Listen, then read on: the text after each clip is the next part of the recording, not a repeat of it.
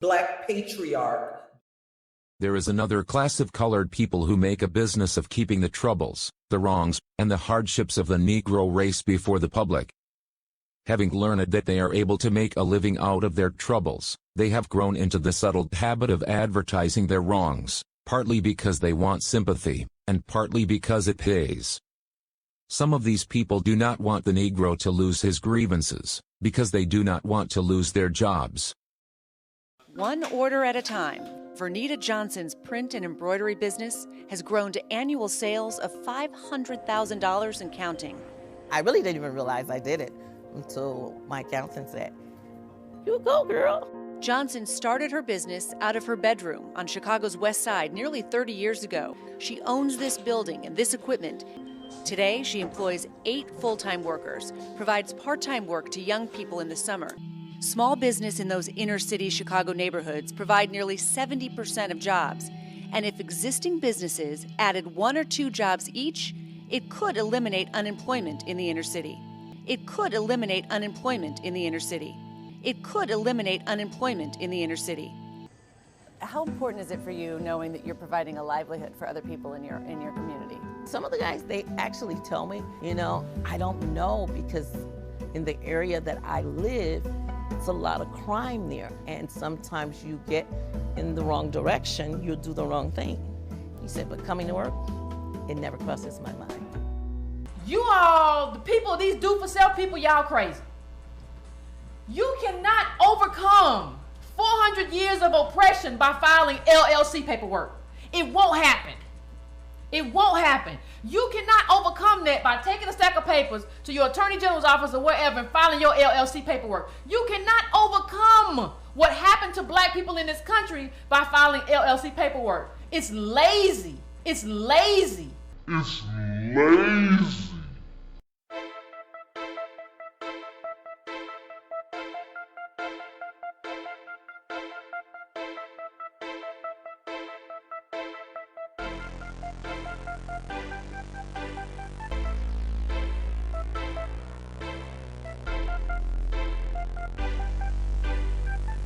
So we also want to talk a little bit about another one of Max Weber's important contributions to sociology, and that's the idea of types of authority. And so he made some observations about how authority presented itself in different types of societies.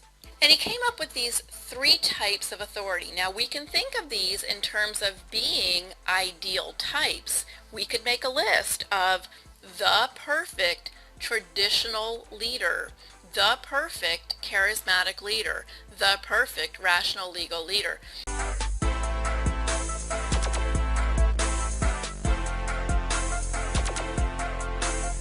Charismatic authority, we worship these types of leaders, and there can be good or bad charisma. Cult leaders in general have a lot of charisma. They are charismatic authorities that people want to follow and want to believe. And so for many people, they never question some of the things that these type of leaders tell them to do. They just do it because they are so enamored and so caught up with that person's charisma and personality that they never question whether or not what they're doing is right or wrong. This is a very, very dangerous type of authority because we don't take the time to rationalize whether or not what that charismatic leader told us to do is good or positive for us or for other members of society.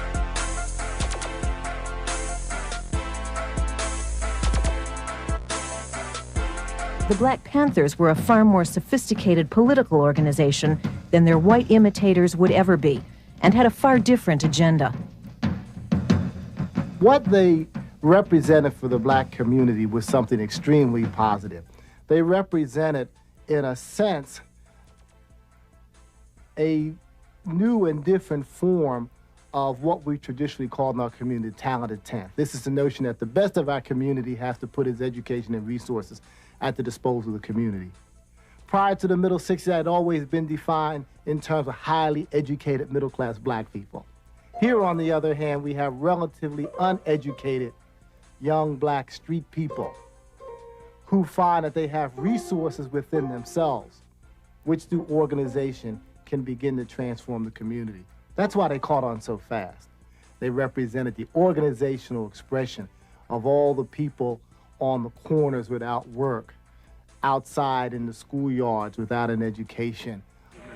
The 10-point program. Number one, we want freedom. We want the power to control the destiny of our black communities. Number two, we want full employment for our people. Number three, we want an end to the robbery by the white man of our black communities. We want land, justice, housing, education, clothing, and peace.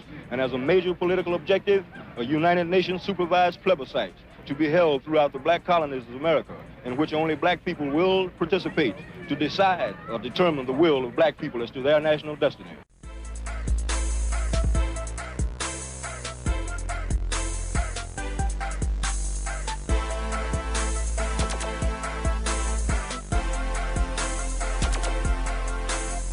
Black people believe that if you got some Negro over-talking people, babbling, rambling on, talking loud, fished mouth, and all this gesticulating, that means that he made a point.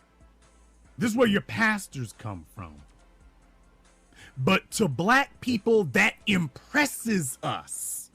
He talking loud, he sound confident, he must be right. That impresses most black people. You've never went to a Jewish community and seen no Frederick Douglass delicatessen. Why is everybody in this community thinking that we become the masters of our own destiny? We can have wool from sheep just like anyone else. But where are our clothing stores? We can get milk from cows like anyone else.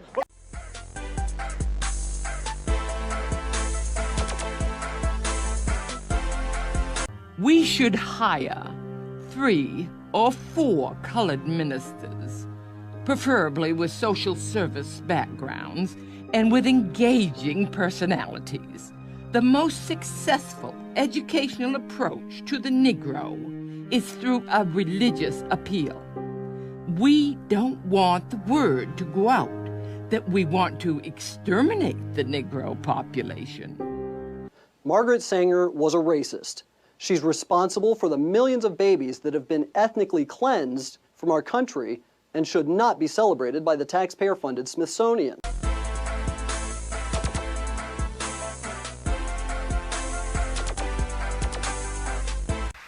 Want somebody who challenged corporate America to hire you and give you contracts? You got a choice.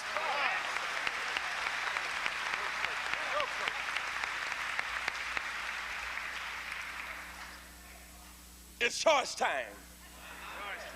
All this talk about qualification. What do blacks know about foreign policy? It's an insult. I was 3 years old. I came into my consciousness. My daddy was coming home from the war. Foreign policy.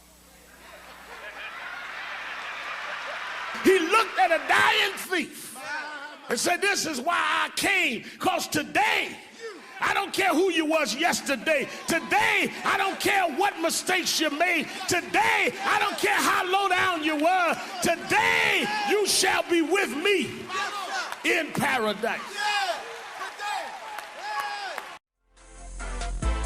Being Al Sharpton during early childhood was to grow up in a middle-class black family with much promise of trying to be somebody. He's a freedom fighter, and I champion the reverend. We need representation in the black community, and he's always on the front line.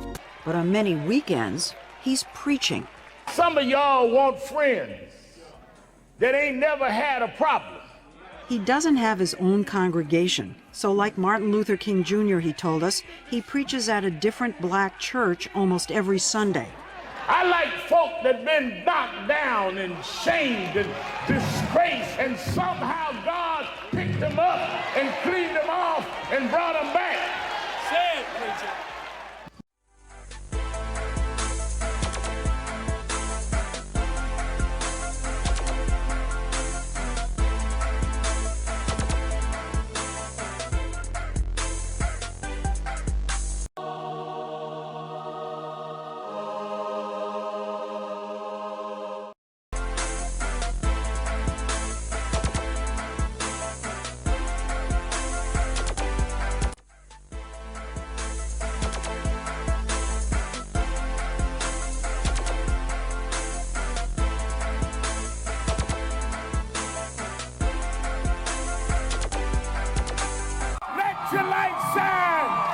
Here's the refined agitator in a candlelight march in Arizona, expanding his portfolio with Latinos, standing up against the state's immigration law.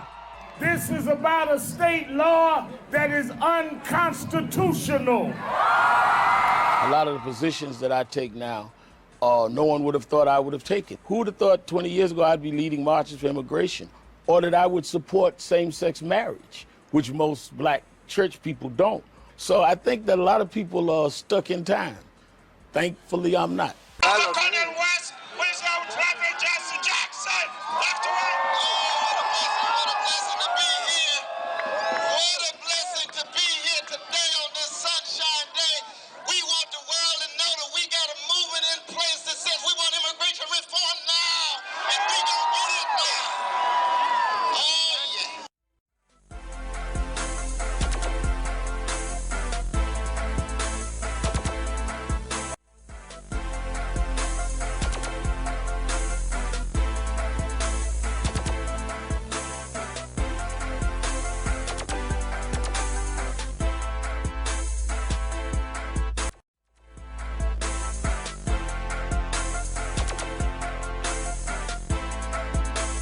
Here's a clip from a 1996 American Black Journal episode featuring economist Dr. Claude Anderson. An alternative economic structure in the simplest form would be a Japantown, a little Korea, a little Italy, a little Havana, which means where black folk would do exactly the same thing everyone else is doing. The reason we never had an economic structure in the country for black folk is for three reasons. One, we never had a national plan and a commitment to do it. Two, is that whites are boycotting black communities, and three, blacks are boycotting their own communities. And that's why you'll never see a white person get in his car, go down to a black neighborhood on a Saturday morning, get out and go into a black store and buy anything made by a black person. But neither will you see any Asians coming out of Chinatown, going into a black community buying anything. Everybody supports their own structure except black folk. That's why out of 36 million black folk, after 400 years in this country, you do not have one single solitary black business district in the entire United States. That is naivete, it is insultive, and it's grossly offensive to black folk.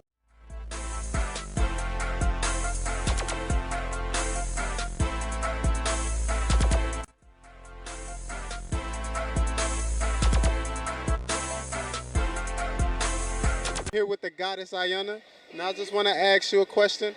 What is the benefits of us pulling our black dollars together? How does that help us? We create an empire when we put our dollars together. When we build into our community, we build our nation. And when we can do that, we'll be self-sufficient and we won't have to beg people that don't want to give us jobs.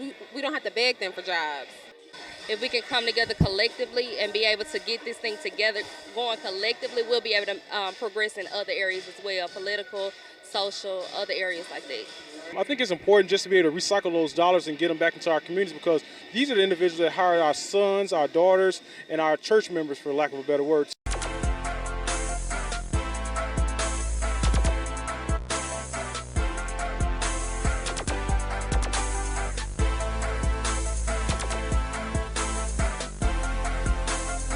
The Trump administration had petitioned me via telephone, I guess, and some emails, I guess, about 20 times, as if I would please consent to coming meeting with them in the White House and discussing immigration from my perspective, from a black perspective, because that's something that's never been brought up.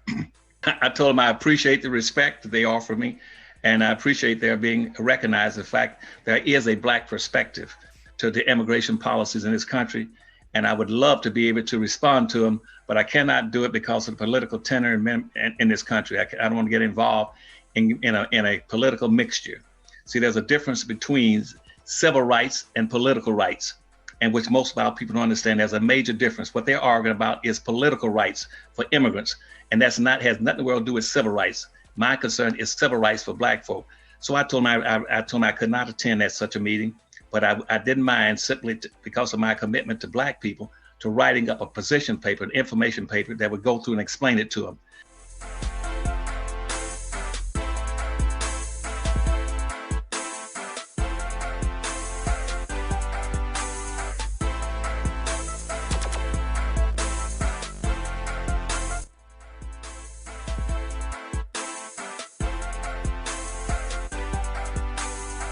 Why people get to mess up all the time and they don't even come from slaves. They say, well, that's part of learning business. Is you fail and you make mistakes. I don't have the money to make mistakes. Give me the money to make mistakes and start over. Be like, well, Pastor, I tried, but I'm gonna do it again. I'm gonna redo my business plan. People say we need black people to be successful. I need the opportunity to fail and not be on the street. That's what I need. Okay, and that's what black people need.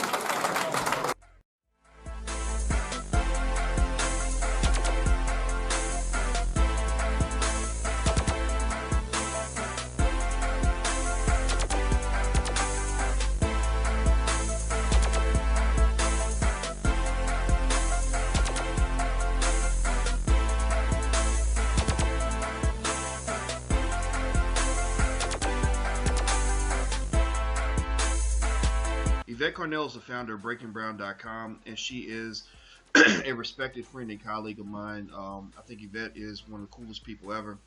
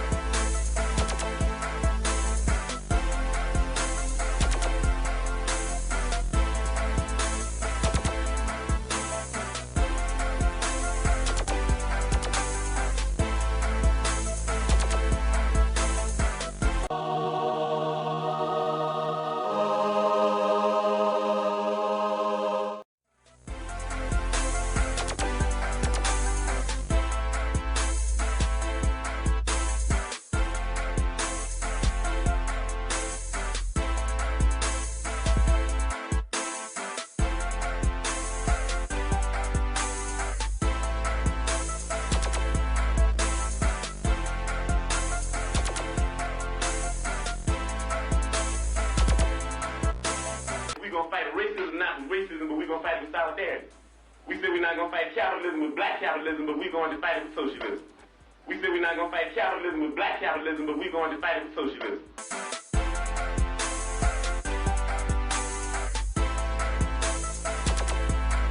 And frustration from dozens of Clayton County parents who say their children are going hungry tonight after their food stamps were suddenly cut off. Fox 5's Justin Gray is at the live desk with the story that is all new tonight on The Edge. Justin.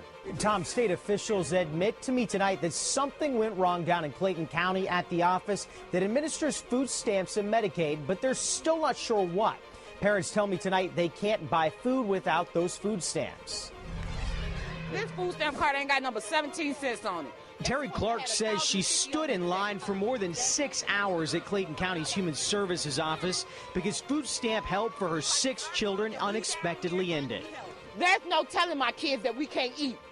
I'm not taking no, because my babies don't deserve that. Nobody kids should go hungry down here in Georgia. State officials say this office was overwhelmed today, with dozens of families facing a similar problem. The food stamps just not there. Detroit teachers are protesting today against the rollback demands of the Detroit School Board and its financial czar, Robert Bobb. Teachers are opposing demands for concessions in health benefits as well as wages. They're offering us nothing. They want to give us a 10% cut in our wages. They want to give us a 20% hike in our medical insurance. They want to remove all of our sick days. You know, it's like you're taking so much from us, and we're here to educate the children. That's really what it's about, getting rid of the middle class.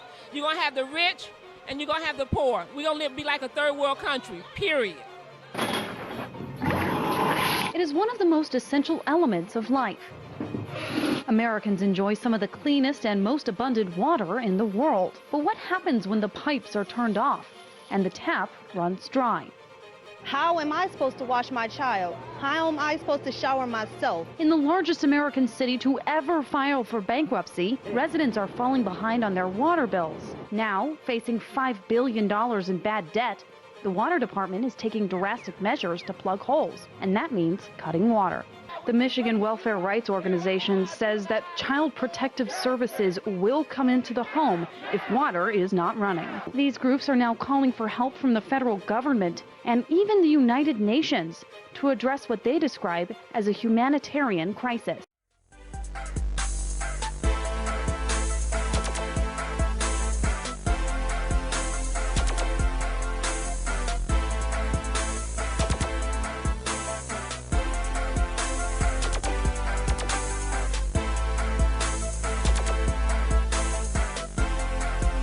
As the Jewish Encyclopedia, in its article on socialism, again tells us, the passion of many Jews to socialize the world was not confined to Russia. As peddlers of socialism, it tells us, Jews must be reckoned among the pioneers of the socialist parties in America. The Comintern directed the American Party to champion the cause of African Americans. And the Comintern make a declaration in 1928 that we must respond to the Negro question first in the United States. We must respond to the Negro question first in the United States. Инструментальщик Роберт Робинсон избран депутатом Московского совета. African Americans who came to work in Russian factories were warmly welcomed.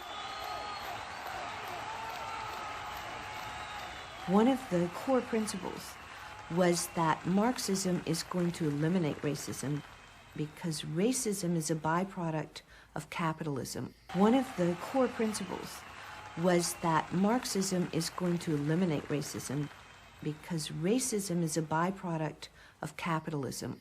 Because racism is a byproduct of capitalism, and allowing those people to be demonized and to be called a different race, to be called other people.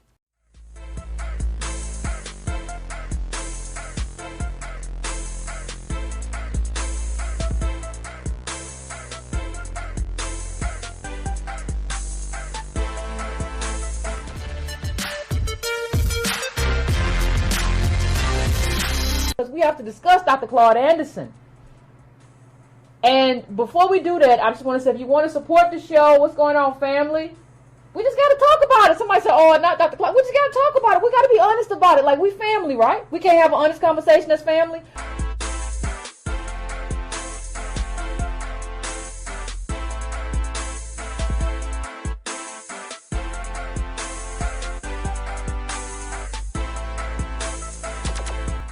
Think about it. If I told you that, if I came to your house right now or your job right now and I said, hey, the unemployment rate, the jobless rate for young black men is 40% in a lot of cities, what would you say to me?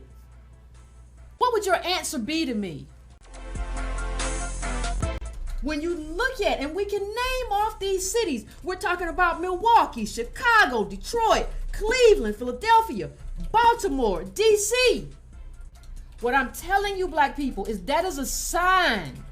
That is a sign of systemic failure. That is not a sign of individual failure. When a group of people fails in mass in those numbers, that's not an individual failure. That's a systemic failure because that group of people was targeted.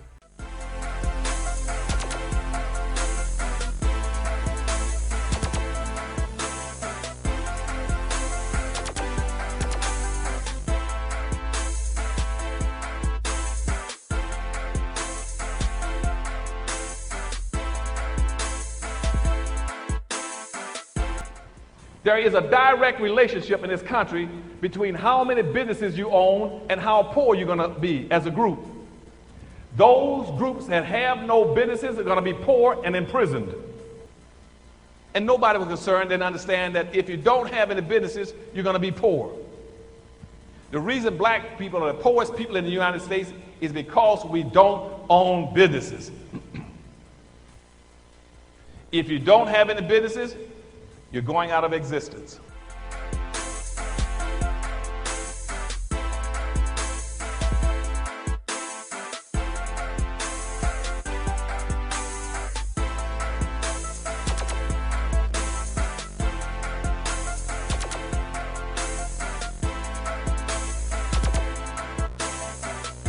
One of the questions that we should all ask each other is this: how did we get here? And how do we continue to being taken advantage of?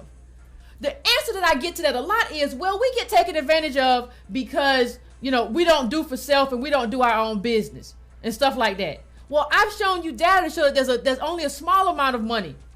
We own nearly no resources, and we're 13% of the population. So that's not the solution. And that's not how we get taken advantage of by not doing that.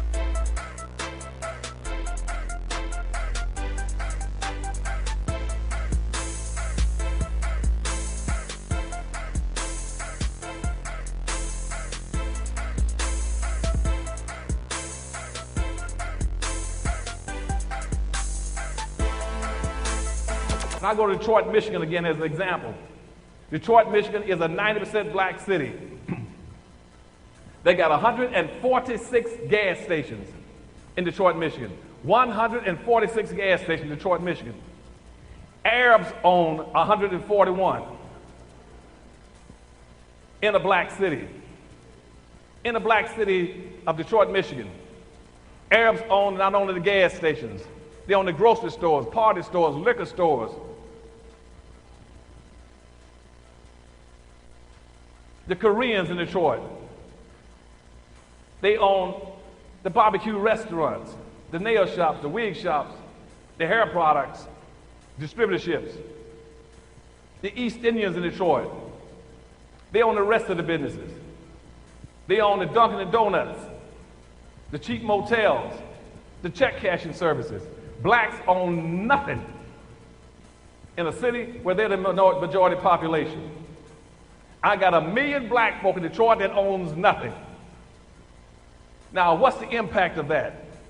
That's why in the 2000 census, the United States government declared Detroit to be the poorest city in the United States with the highest crime rate. And everybody's sitting back in the black leadership saying, oh, why are we so poor? You're poor because you're stuck on stupid.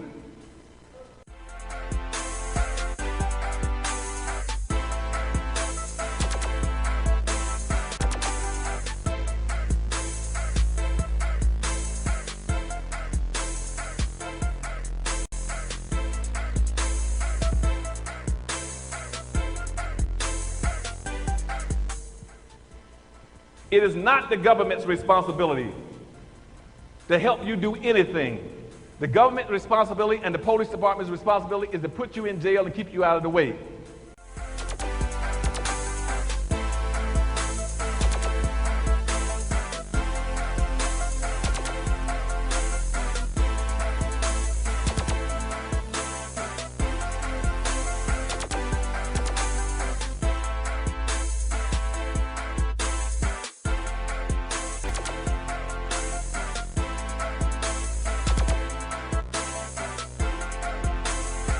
When you talk about capitalism, when you talk about black capitalism, what a lot of people say is that, listen, if black people stop doing what they're doing, buying all these weaves and Jordans and all this stuff, then we will be okay. The problem isn't capitalism. The problem isn't black people. Isn't white people. The problem isn't racism. The problem isn't white supremacy. It's you.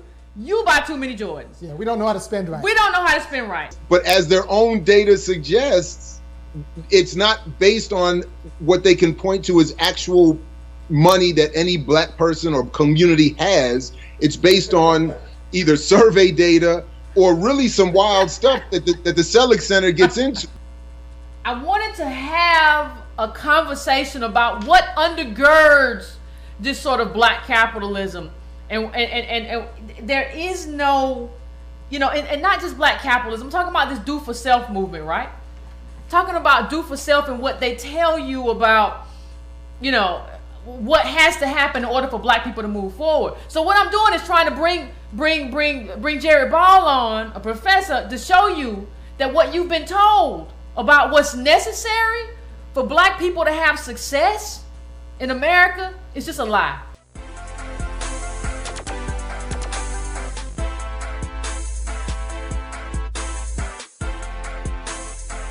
Please welcome the Vice President of Global Philanthropy for J.P. Morgan Chase & Company, September Hargrove.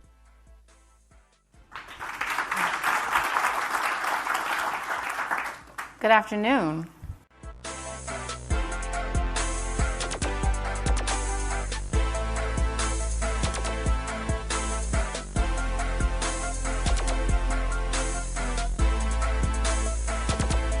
Over the next couple of slides, I'm going to really focus in on two types of data that we've captured. One being the local consumer commerce index, which really looks at the card transactions of our customers across the country. We focused in on 14 cities where we've been able to really drill down into what are our customers purchasing, what are the demographics of those customers, where are they buying it at. So in total, we've been able to analyze over the last 49 months about 60 million kind of transactions that have happened here or I'm sorry, 24 billion card transactions that have happened. And again, we're able to dissect that information across age, income, business size in terms of, are they purchasing at small businesses? Are they at medium-sized businesses? What are the products that they're purchasing? And where is this transaction happening in respect to where they live?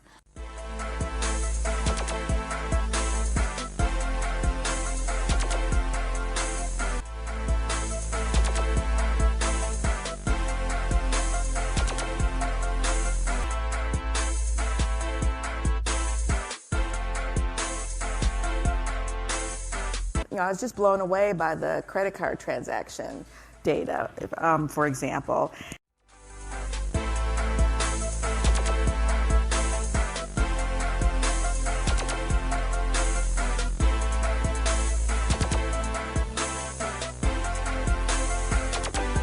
African American women spend billions every year on black hair products.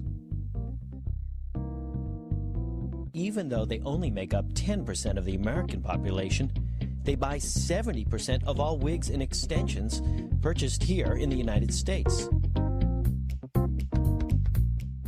But with that huge market, who controls it? Where does the money end up? Where do the billions go? I decided to try to find out here at the Black Hair Extravaganza. Follow the money. Apply the thermal straightening ball.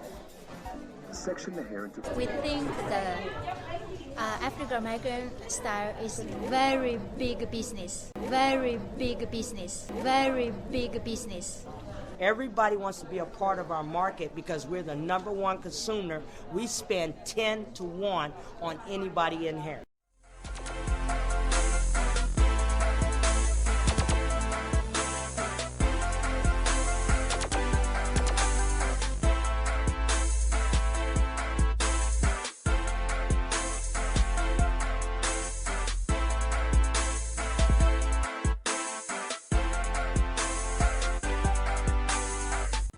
Why don't black people own anything? Man, I done been all up and through the hood trying to figure this shit out. I done talked to some of my brothers and sisters. I even talked to some of our historically known oppressors. But you know they wasn't trying to put a nigga up on game. They acted like they forgot how to speak English. Some of them even got mad. And some of them just, ran back into their stores and locked the door.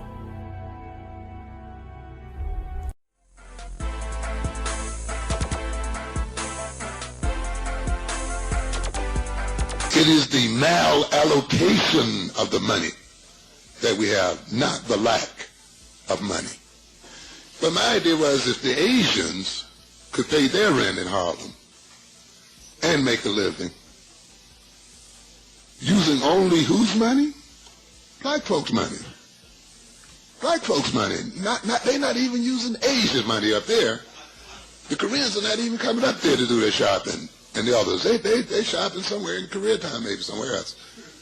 Okay?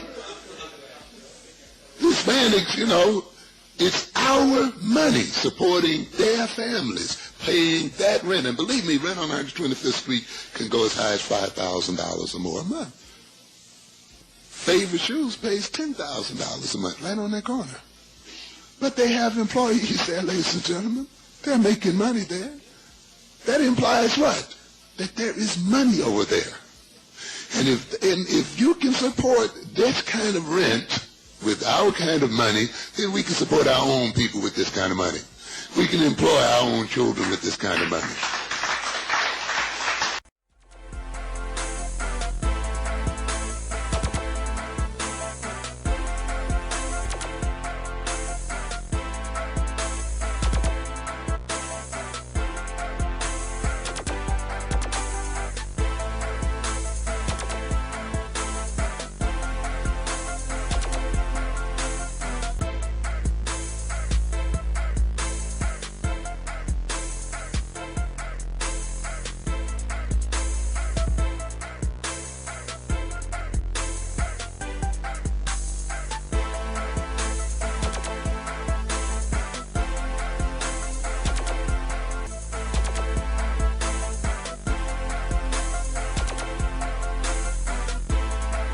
Kwame Ture used to just simply, I know he was kind of joking for organizational purposes, but one of the jokes he used to tell was, we should run for local office, assume political power, so that we could raise the tax base of the people paying home ownership taxes. And since we don't own homes, we'll just be living off of them. And then he would also just say, if you want to end poverty, give poor people money. It's just that simple. If you want to end poverty, give poor people money. It's just that simple. Give poor people money. It's just that simple.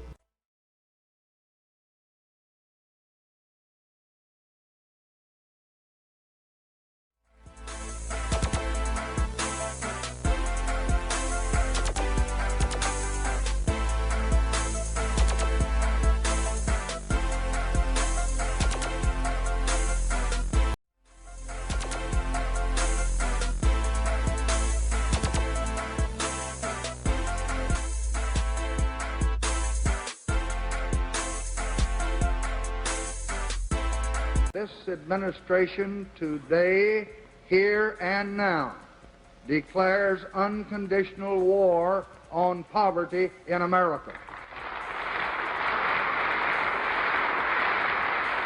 President Johnson signed a $947.5 million anti-poverty bill into law in 1964. See, we have systems to help our poor.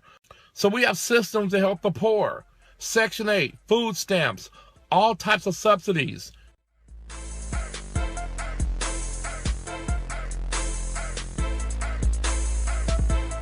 The U.S. federal government spends well over $600 billion a year on welfare, spread across more than 120 different programs.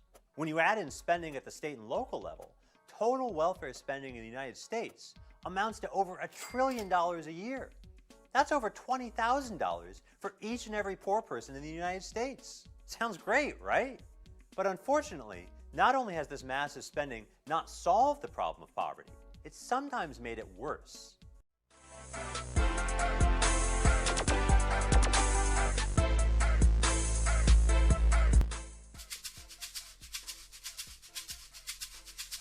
There are about 35 countries where capitalism is now well developed. It probably works best in Germany, but in the remaining 161 nations, billions of dollars in aid are transferred every year from the rich to the poor parts of the world. These materialist interventions will never work, because the problem isn't really a material one to begin with. Instead, certain countries fail to succeed at capitalism because it's a nation's attitudes, hopes, and a sense of what life is about that produces an economy that either flourishes or flounders.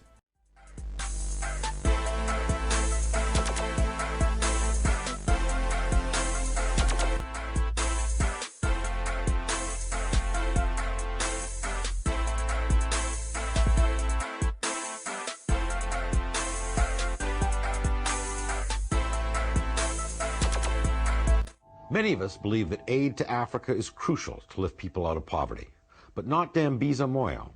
In a controversial new book, she argues that foreign aid has been a disaster for Africa and must stop. You tell a very, very interesting kind of micro story to illustrate how aid can be a job killer rather than be unintended consequences. This is the story of the mosquito net maker in Africa. Yes. Relate that to our viewers. Sure. So it's very simple.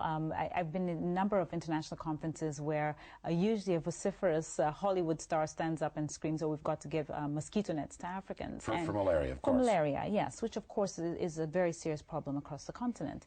And people, will dump mosquito nets that are made internationally into the African continent. But nobody ever stops to think that there are mosquito net producers on the African continent already, and very often by dumping free mosquito nets, you're putting them out of business. And more fundamentally, the question then becomes, why not use the money that you're using to buy the mosquito nets internationally? Why not invest that money so you can encourage the production of mosquito nets in Africa, and thereby creating jobs? Yeah, you make the additional point that once the mosquito net manufacturer goes bankrupt, there's no one around to fix the nets when they get holes in them, as they invariably do.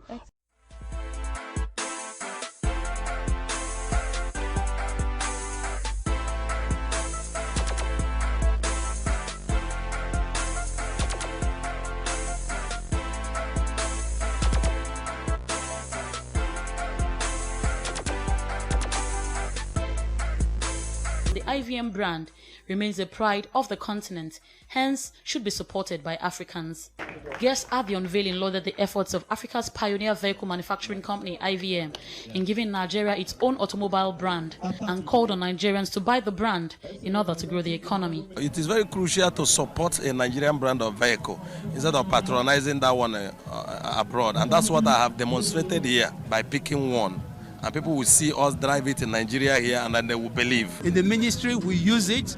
All over the place, government is patronizing it. Anambra State government has patronized it. It is the best. They were designed, their concept, is based on Nigerian terrain and environment.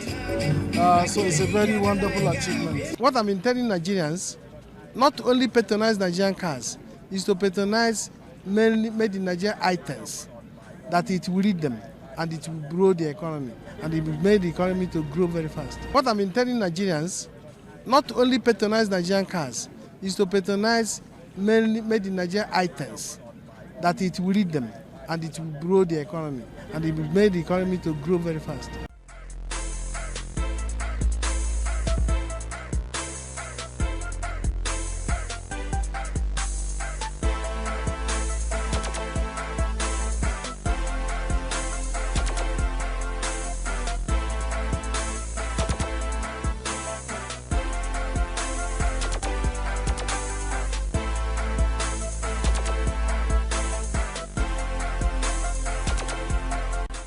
Listen, people don't come from individual effort.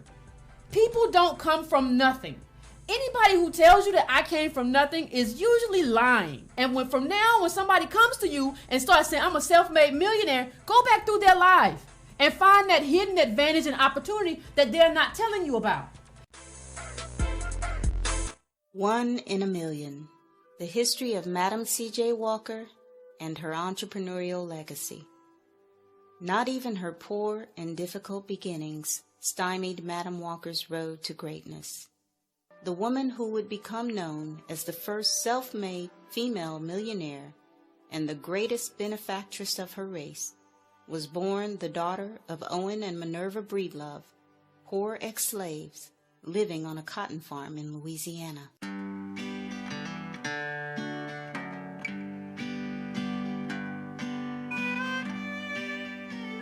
Madam C.J. Walker was born Sarah Breedlove in 1867 on a plantation in Delta, Louisiana, where her parents had been slaves before the Civil War. And her early life was really bleak. By the time she was 7 years old, both parents had died. She developed a hair care product line, and then she trained thousands of other women who began to buy and sell her products. And by the time she moved to Harlem in 1916, she was one of the wealthiest and most successful African-American entrepreneurs in the country.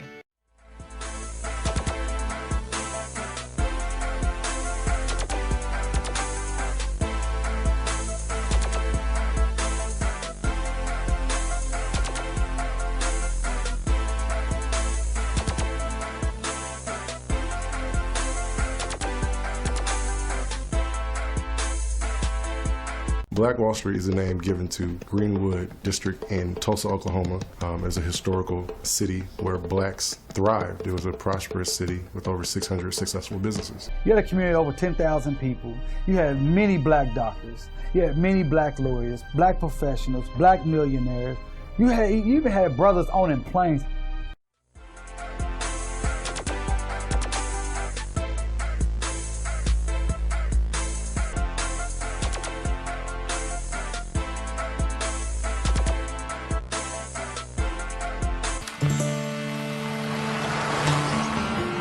This is Goreen Beauty College, founded by Mrs. Gold S. Morgan Young. These are the more than 30 employees of the Union Protective Assurance Company, led by President H.D. Wayland, the owners of Stories Watch and Jewelry Repair, the founders of the Tri-State Bank. All are successful black-owned businesses in Memphis, Tennessee. And all were filmed by the Reverend L.O. Taylor of the Olivet Baptist Church.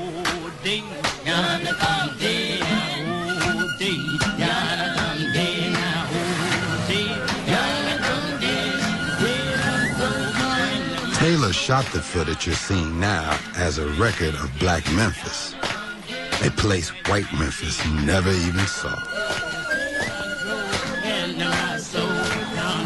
It's the same in other southern cities too. Atlanta, Richmond, and Birmingham. Separation of the races have created thriving, but separate, cities within cities.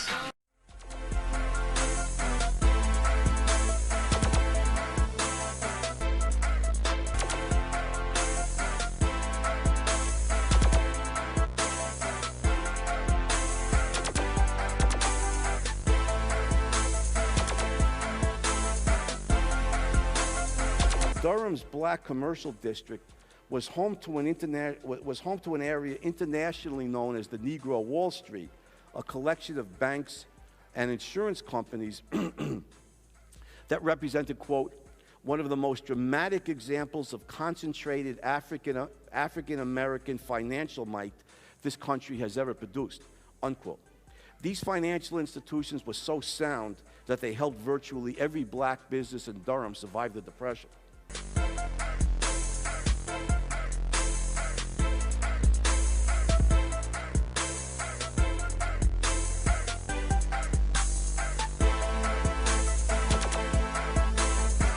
The wealth disparity actually just it just is not the same as the income disparity. It's so much bigger. It's huge because it's generational. It's what they call in vitro transfers. You know what an in vitro transfer is? That's when they transfer money throughout life, and that money just keeps getting passed down and down and down through generation. So what you're looking at is we're a group that does not have any money for in vitro transfers. We don't have the money for that.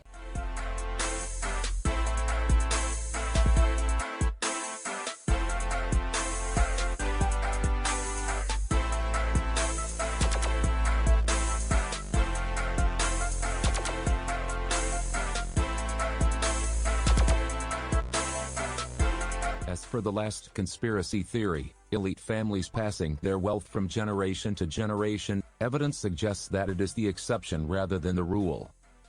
Certainly, one can point to the DuPonts or the Kennedys or the Rockefellers having successfully accomplished this. But, a number of surveys of wealthy families have consistently found that only about 5% of wealthy families' assets were inherited. The vast majority, approximately 70%, was created in the current generation via business ownership. The remaining 25% of wealth was the result of high-income occupations, such as doctors, attorneys.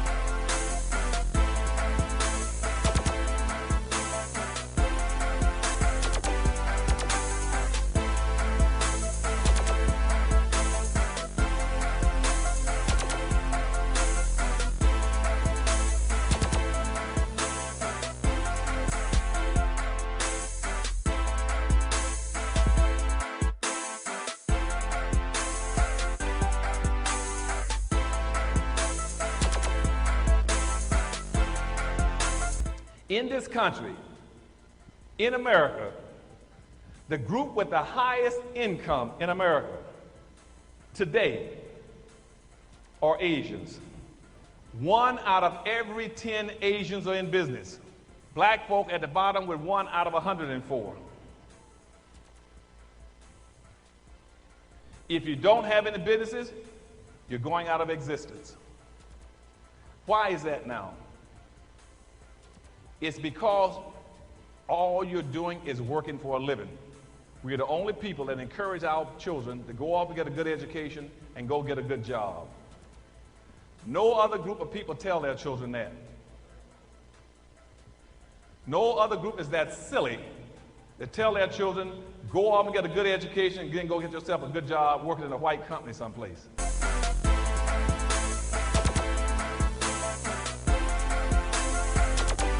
Even if you invest in stocks and you make money, what you're really doing for the most part is making white people rich. You're making white companies rich. How do you have black business? How do you have black empowerment by making white companies rich? Doesn't that strike you as odd? The idea that you would get rich by making white companies rich? Do you really think that you can get ahead in life by making white companies have more money? Don't you see that arrangement doesn't benefit you?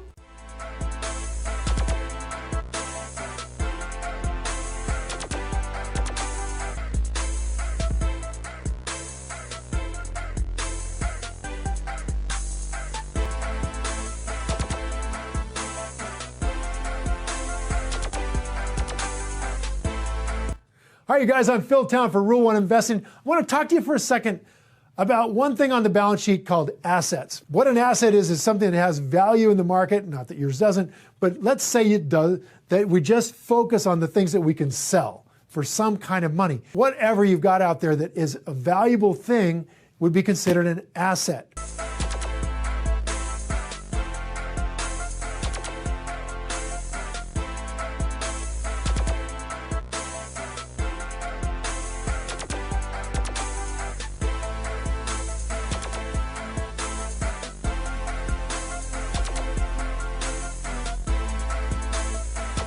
Chris Rock has joked about black people and their money. Wealth is passed down from generation to generation. There's a sad truth in his humor. Studies show black people tend to chronically make less, save less, and pass less money on to the next generation than their white counterparts. And if you don't have assets, you can't pass them on. Give us, Lord, our daily bread. Amen. Marvin and Kathy Dickerson are making sure their family doesn't follow the same pattern. 1 or 2 bad moves and it's going to follow you. Married for 9 years, the couple started planning their finances well before welcoming 6-year-old Kaylin and 3-year-old Miles. How's this a fair fight? We knew we had to invest because we knew one day we were going to have kids and we wanted our kids to have more than what we had. The Dickersons developed a budget, paid off their debt, began investing, and set up a will, a trust, and 529 plans to pay for their kids' college educations. We can pass that wealth or those assets on to our kids with a $1.5 million tax exemption. But this family is the exception. According to the Brookings Institution, the median net worth of black Americans is about $28,000. Compare that to $140,000 for the median household nationwide. What were your parents saying to you to make sure that it was so important, that you knew it? You work, you save. While Marvin is a spender, Kathy is a saver, so the couple makes all big financial decisions together. Kathy had this guiding principle: if she spent $100, she got a headache. As we got married and had more resources, you can add another zero. It was like a few $1,000s. Valerie Coleman Morris, who focuses on financial literacy for women, young people, and people of color, points to a couple of reasons black Americans are so behind in creating wealth and passing it on. Money is still a very much off-limits topic in the average family, but in African American families, it's almost taboo. The second thing is the 401k. We are not participating, and when we do participate, we are contributing far less than most other people. But in addition to that, there is this overwhelming need for becoming more financially literate, and we aren't. You know, it's about ownership of assets. And that's really the issue. That's an area where I think that whether we're talking media, whether we're talking sports, whether we're talking almost any music, almost anything that we as African Americans are involved in, we fall very short when it comes to an understanding ownership of assets. And that's where real wealth is created. And that's where real power is created.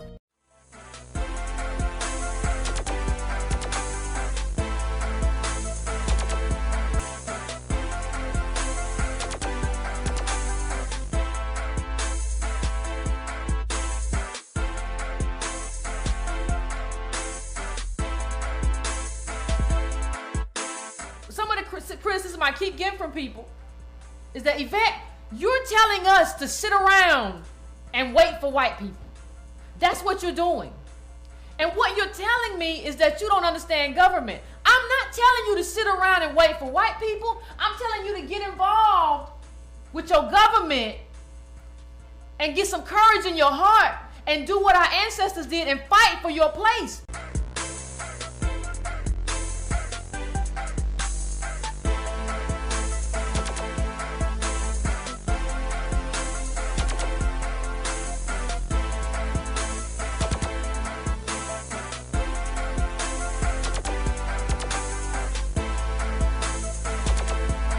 Like, we don't have, black people don't have money. We don't have wealth. When you don't have money and you don't have wealth, that's what you do. You say you figure it out.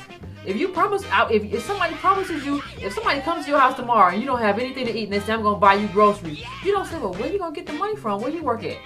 You just say, go get me groceries. I'm hungry. That's all you say. This is insane.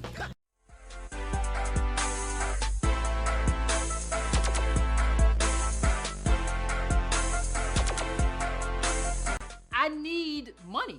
I need about $5,000 in donations from you all. That's what I need. Because I don't want to do just another show where it's just, another show where it's just me and on Blog Talk Radio or something. And it's me with a phone camera. Or it's me, I want to bring you a product. I want to be able to live cast over multiple platforms. I want to be able to live cast over Facebook, live cast over YouTube, and still have a call-in show.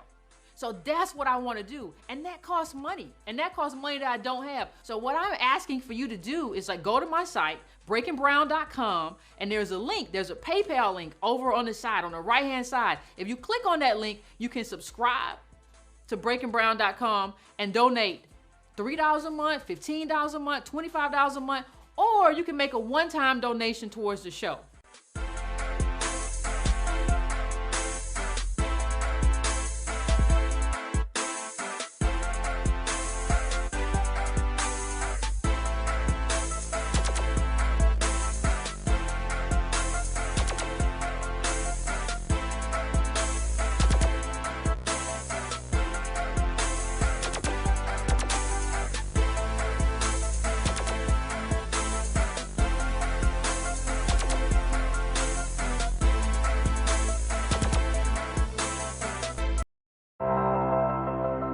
I really didn't think about owning a company or starting a business, but I did want to be successful.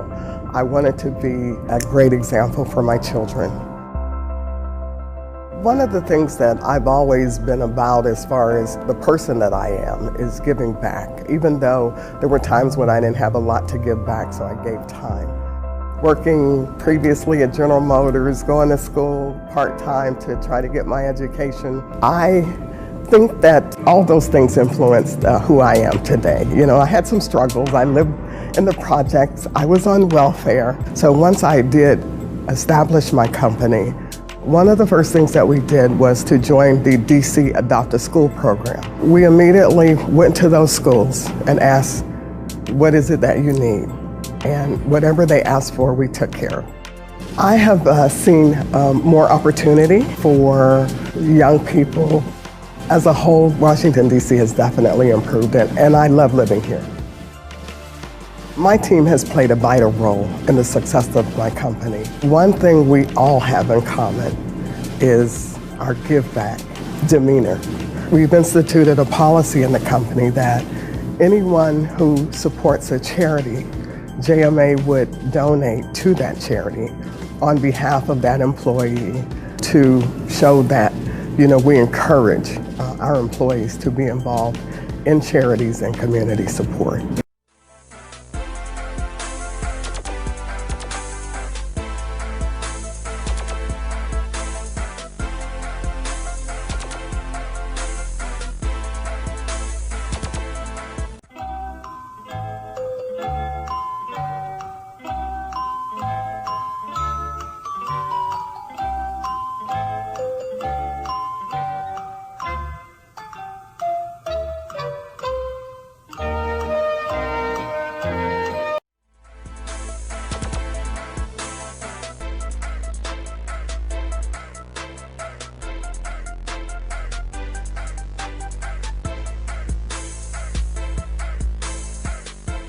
Tell you about what good black politics looks like. What good black politics looks like. It looks like this man who just passed away recently, Chokwe Lumumba. That's what it looks like. Do you know what he did? Do you know what he did? He became mayor of Jackson, Mississippi. Ain't no place in America more racist than that. And he started redistributing wealth in terms of contracts from all these white people who were getting all the wealth to some black contractors, black co-ops, all of that stuff. That's what Chokwe Lumumba did. He was a revolutionary leader. That's who he was. And now that he's passed away, his son is taking over as the leader of that that city, Jackson, Mississippi.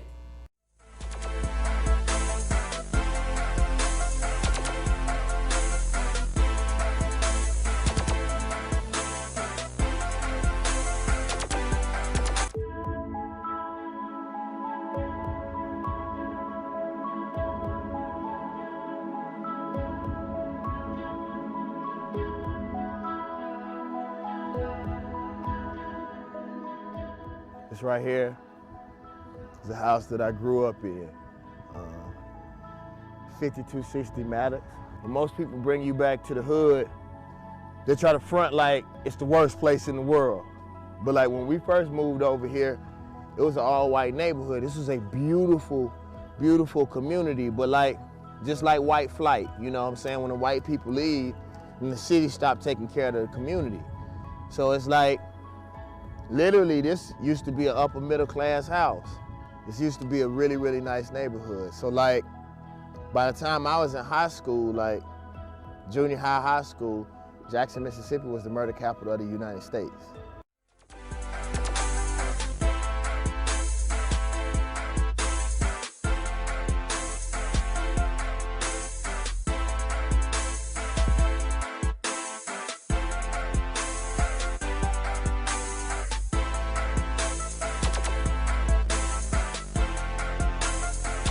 We are in DeSoto, Texas. The population here is 30,000, and demographically it is 70% black. 50% of the businesses in this community are black owned, and the median household income in this community is $65,000, which is higher than Dallas, which is $54,000. A lot of these homes look very expensive. I'm seeing nice cars. This community kind of destroys the myth that all black people live in poverty. The household income here is actually higher than the white household income in the city of Dallas. I don't know how much these homes go for, but they look very expensive. Like I said, this community is a good blueprint for upper middle class black communities. It's setting the example for upper middle class black communities in America. This is a great example. There are several communities like this in America. There are several in Maryland and Los Angeles. But the poverty rate here is below 5%, and the crime rate is very low.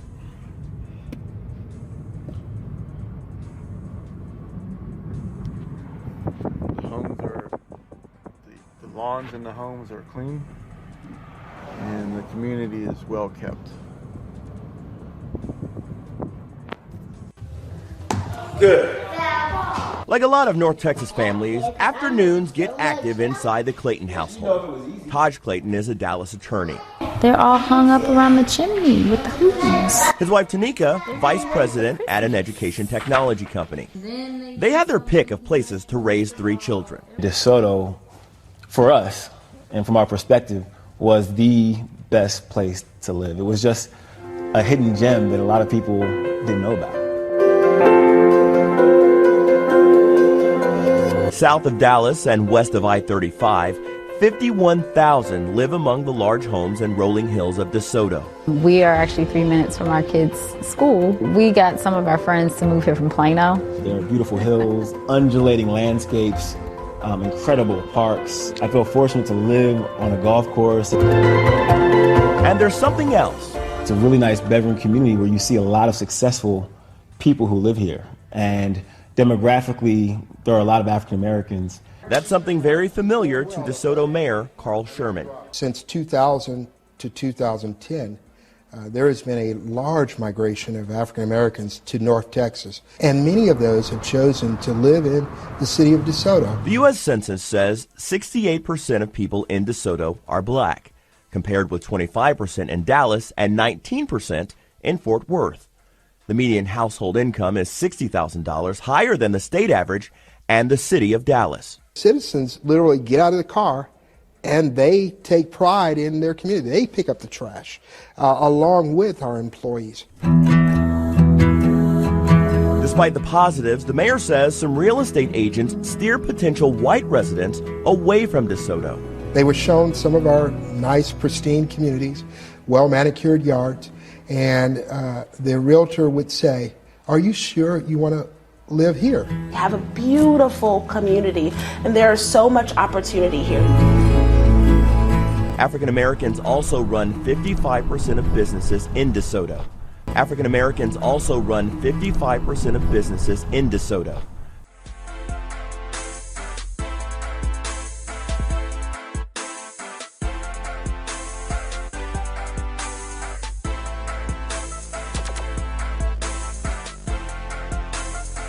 Government. Nothing is as big as government that can come down and dictate to people, no, you can't do this to black people. We saw what happened when we were left alone without government. The government abandoned us. And the Ku Klux Klan came in and stole our stuff, set our houses on fire, burned crosses in our yard because the government was like, not our problem. That's what happens when you don't have a government that works. If you tell me, well, the white man ain't gonna never do nothing for us, listen. Your government is not the white man. That's the government that we all, nobody except for stupid people walk around saying that our government is the white man. Not Asians, not Hispanics, not white people, not Latino. Like nobody else does that except for us. That's the white man. No, that's your government. We all got the same government. And the government is the Congressional Black Caucus, it's the Congressional Hispanic Caucus, it's white people, it's Asian lawmakers, it's everybody in the government. So stop saying stupid stuff because you don't know enough to say anything different. It's not the white man, it's you holding your government accountable for a debt. Because like I said before, government, our government, whether you like it or not, it's your government, it's my government, and the government is never neutral.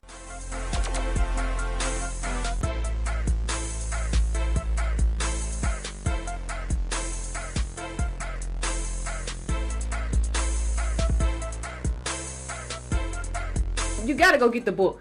What it points out very clearly is that there were these mixed communities that had mixed up black and white, whether it was European, immigrant, or whatever, and were living peacefully until the government came in and intervened.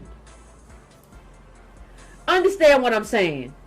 Your government, my government, came in and resegregated America through the New Deal, through the Federal Housing Authority, through the local Chicago Housing Authority, from everywhere from Baltimore, Chicago, Atlanta, Montana, Ferguson, segregated and resegregated and made it to where white and black people could never touch. Now understand one thing, and this is going to upset some people, but it is what it is. Separate but equal was never equal. Ain't never going to be equal. So as long as they can keep us over here away from white people, they're going to be able to keep us away from the services that we need. And that's what we saw happen. Now understand that it happened on a lot of fronts. Happened on public housing, happened in zoning, happened on home ownership. Whatever black people got credit or got the stuff that they thought they was going to need to move to the next level, white people changed the game. The government changed the game.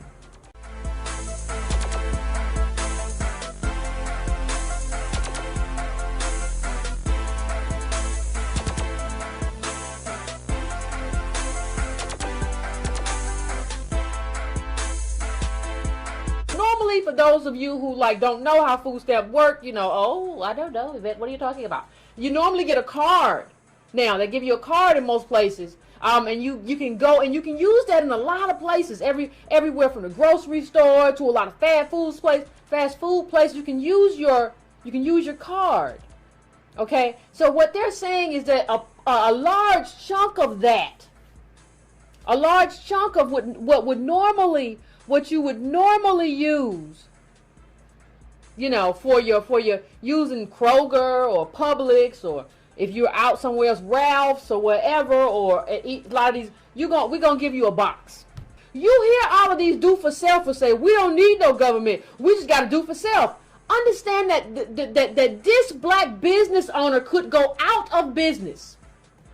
And if you sell foodstuffs, or whether you own a restaurant and you accept EBT, or whether you own a store and you sell everything from Doritos to green beans or whatever. If you accept EBT, this is going to snatch a lot of that EBT away from you, because they're giving part of that. Trump wants to give 50 or 60%. They're giving that to the boxes.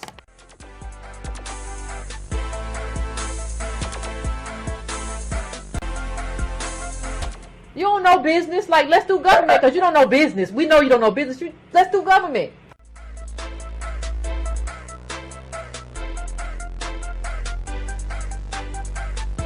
The Democrats have hired, and at sub-minimum wage, I might add, black America to vote for them in exchange for crappy housing, crappy food, crappy EBT cards, and crappy Obama phones. And if you're a black American who's wondering why things just get worse and worse for black America, well, your answer is that when it comes to your Democratic benefactors, you're not a customer.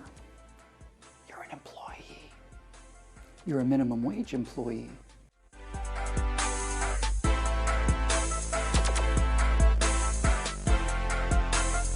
So when I look at that, I ask myself, how did we get here? How did we get to a point where everything is based on hard work, and we're working harder, and we're not seeing the gains? What kind of black politics got us here? That's the question I'm asking myself. So when I ask myself that question, one thing that keeps occurring to me as I ask myself that question is I keep referring back to the legacy of Booker T. Washington.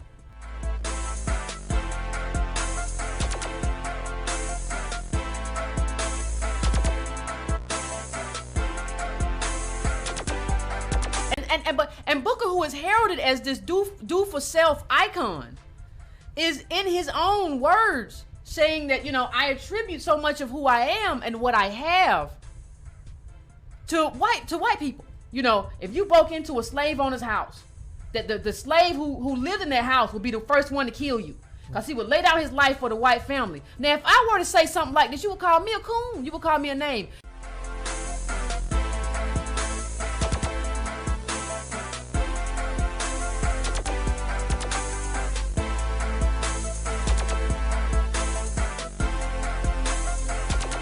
Booker T. Washington had also formed his organization, and he was a teacher, educator.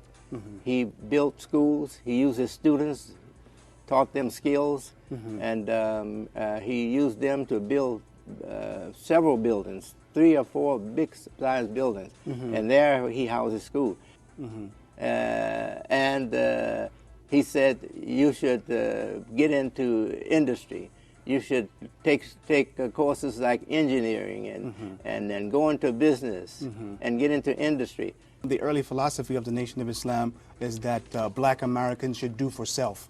And what were some of the early economic plans to get the people in the Nation of Islam involved in trying to generate some income on their own and recirculate it in their own communities? I must acknowledge that even that wasn't original for us because Booker T. Washington also said, do for self, lift yourself. He said, pick up your buckets where you are. And if you have a skill, he said, if you can do the white mistress lady's hair, he said, then why don't you open a business and do hair for yourself, make money for yourself. So actually Booker T. Washington had that, a little head of the Nation of Islam.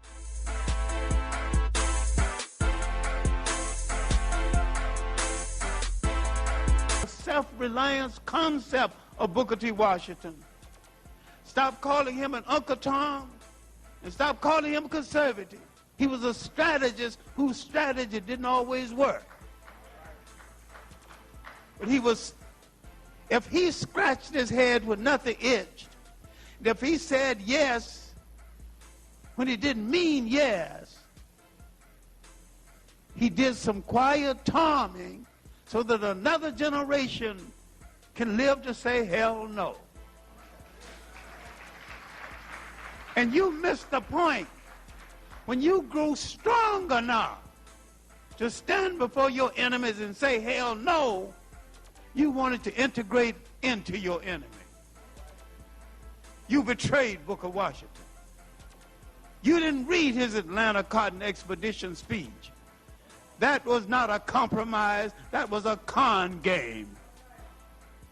And Booker T. Washington stood before all those people at a critical time in our history at the end of the 19th century. He tried to be all things to all people. He had a little for the northerner, little for the southerner, little for the blacks. And each time he made one of those high points, he got some more money and kept some more black schools open. So you can build shoes, have repair shops, print shops, entrepreneurship in the black community. Now you got Koreans, everybody running stores in your community except you.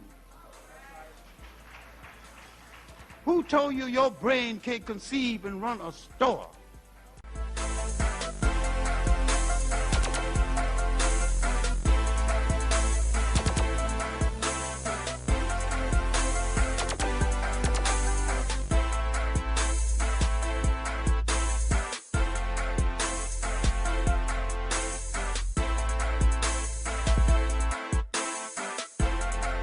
The history of African American repression in this country rose from government-sanctioned racism.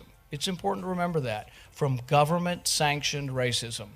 Jim Crow laws were a product of bigoted state and local governments. Big and oppressive government has long been the enemy of freedom, something black Americans know all too well and on a personal level.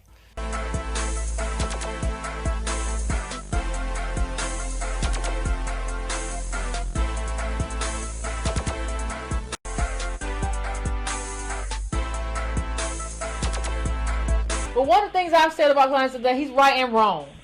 But where he's wrong, he's really, really wrong.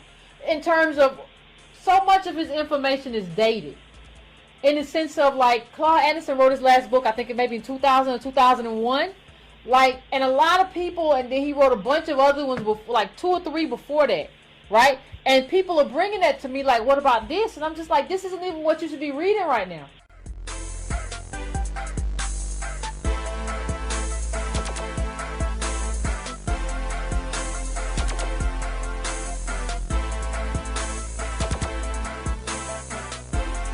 We're not a racist organization because we understand that racism is an excuse used for capitalism. And we know that racism is a byproduct of capitalism.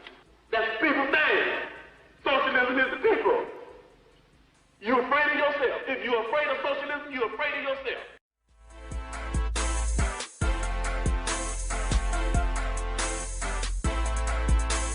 And it's not about to get real. Yvette about to take somebody down. Yvette about to, she's just so negative. No, I'm not about to do anything like that. I'm about to have a conversation.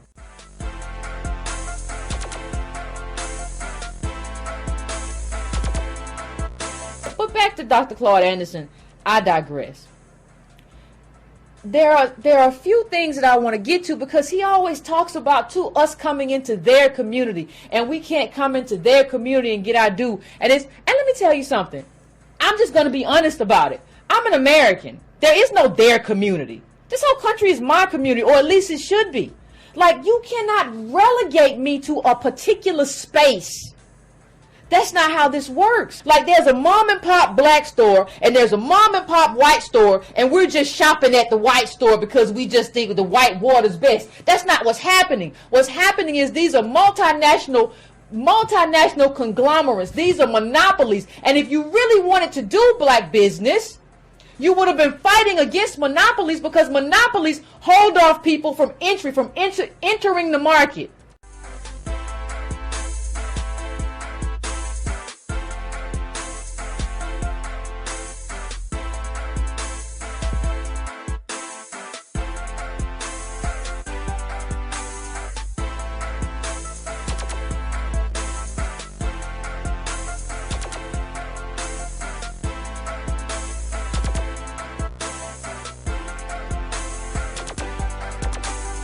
So when Dr. Claude Anderson says, well, Asians actually do apprenticeships and they come here and they only deal with their communities.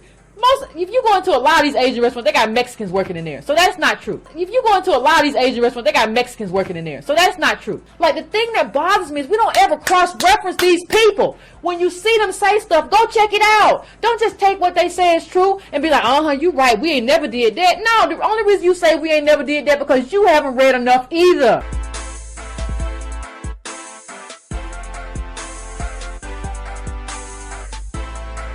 Let me go to another point with those Asians, because the question you're raising. Asians, on the other hand, would be, you find their unemployment rate is almost zero, Dr. Watkins. Zero. Because they hire their own people. They build those own businesses they built.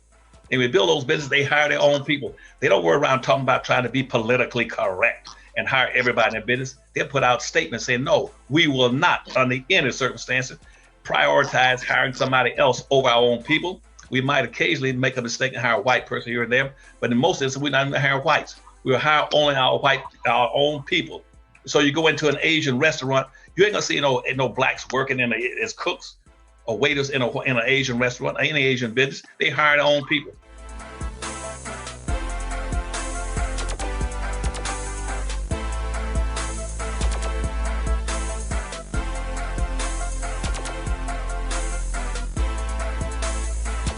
When I started the seafood industry, I built Waterland Fisheries to be the first and only vertically integrated seafood industry in the United States.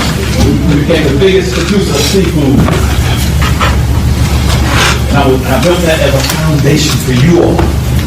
Because my empowerment principles, I tried to teach you all. Always learn to go vertical. Go on everything from the bottom to the top.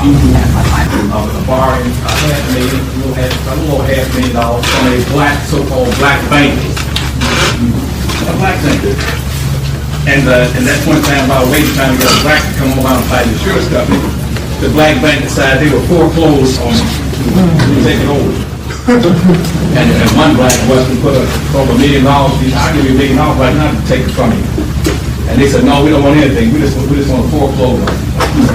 And so they foreclosed on the facility. And this is the black bank. So-called that when found out wasn't even a black bank. They were right there. They were like, are you going to tell them the name of the bank? Yeah, I'll tell you what it is. It's called Harbor Bank. Oh my God, that's where I've been. Then I come to find out that Harbor Bank is not a black bank. No, 51% was owned by Greek in Baltimore. And white in the Harbor Bank was a black bank.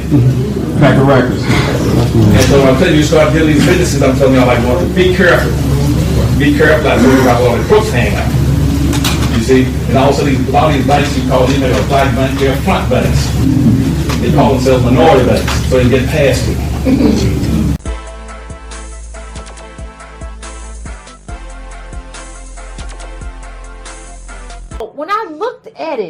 When I looked at it, I said, I saw that his attorney's name was, his lead attorney was Stephen M. Schneebaum. Stephen M. Schneebaum is your attorney. And I said to myself, Stephen M. Schneebaum doesn't sound like a black name. Now, I understand we all got different names, and maybe he is, but I'm going to look him up and see if he is. And this is what I find. Mr. Schneebaum, the attorney, that's Stephen M. Schneebaum. Now, unless you're telling me there's another Negro there with this same name in that same area, Claude, your attorney was a white man. Now, y'all talking all this stuff about doing business with black people, and we're going to do stuff with black people. We're going to be here with black people. But you chose a white man for your attorney.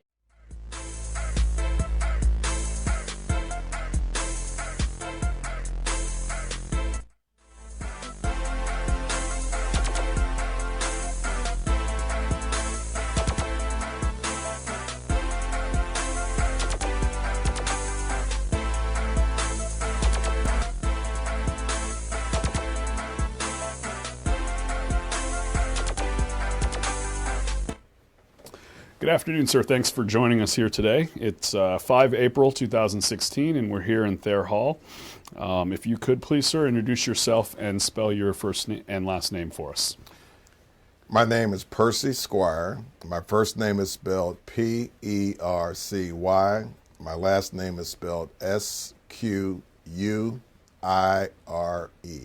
Okay, sir. And you graduated class of 1972 from West Point, correct? Yes, that is correct.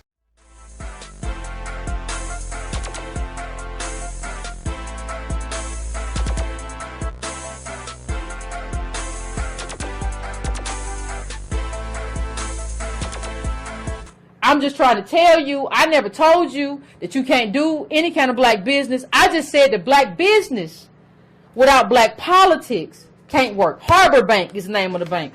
Again, black business without black politics can never work.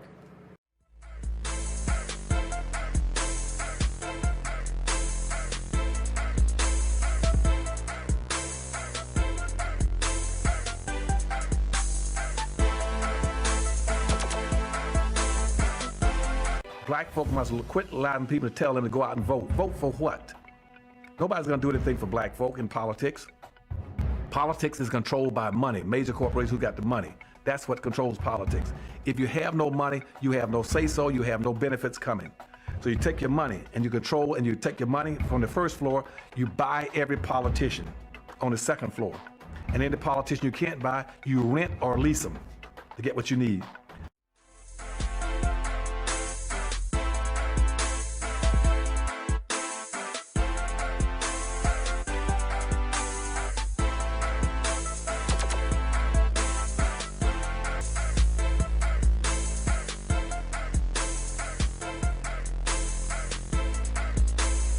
We've been doing black capitalism. We've been doing black entrepreneurship just as long as we've been doing everything else. And you know what's happened?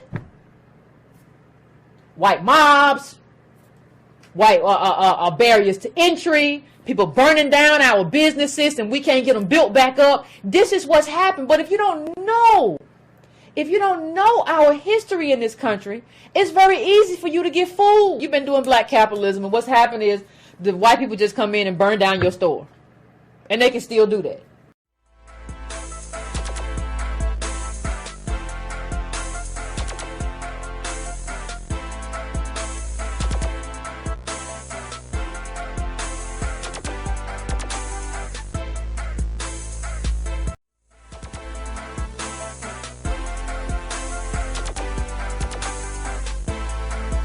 I read this book a while ago.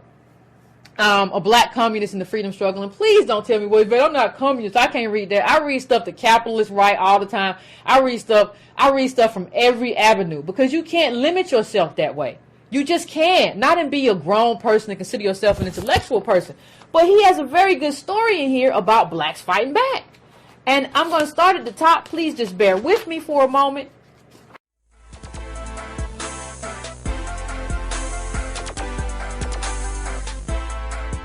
But we're the only group only group that the government has decided you will be the underclass. We will weaponize and we will sustain an assault against Native black people from the time they got here to now. No other group has dealt with that but us.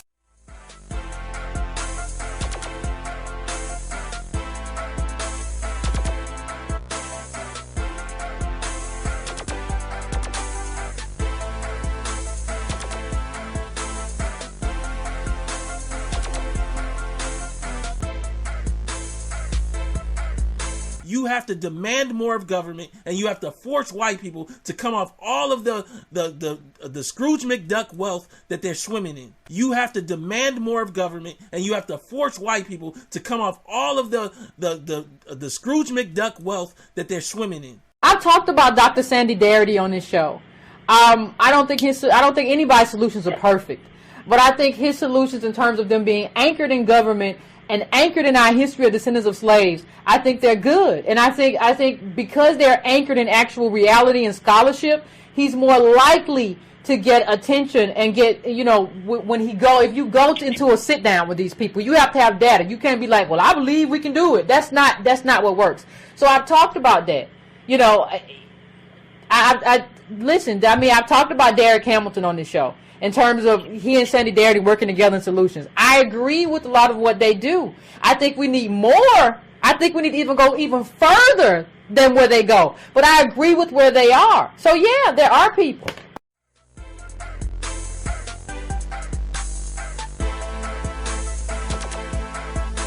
So we thought it was a perfect moment to speak to possibly the most famous of all advocates for democratic socialism, Cornel West. He's a professor at Harvard. He's an honorary co-chair of the Democratic Socialists of America, and he joins us tonight. Cornel, thank you for coming on. No, thank you, and it's good to be in dialogue with you once again, no, brother. It's really important for us to begin.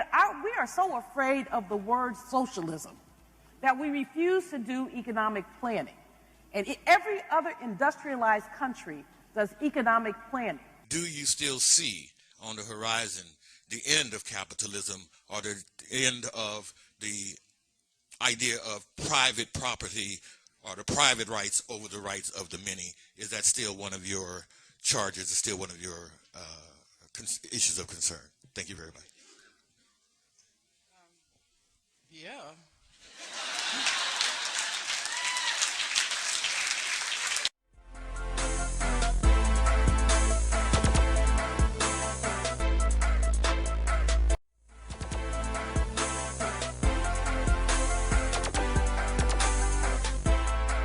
At the 21st Century Neighborhoods 2017 Symposium, the project's lead investigators, Dr. Derek Hamilton and Dr. Sandy Darity, discussed their current work on wealth disparities in Baltimore. With Baltimore was really relevant because of some of the media attention that was going on around criminalization and incarceration. So we wanted to look at another dimension, like what is the role of incarceration as it relates to incarceration and the intersection with race as it relates to asset building. Professors Darity and Hamilton also discussed potential redistributive measures. One was a federal job guarantee program. Another was what's known as a baby bond system. But the idea is that every child would receive a trust fund. The amount of the trust fund would vary based upon the wealth position of the child's family.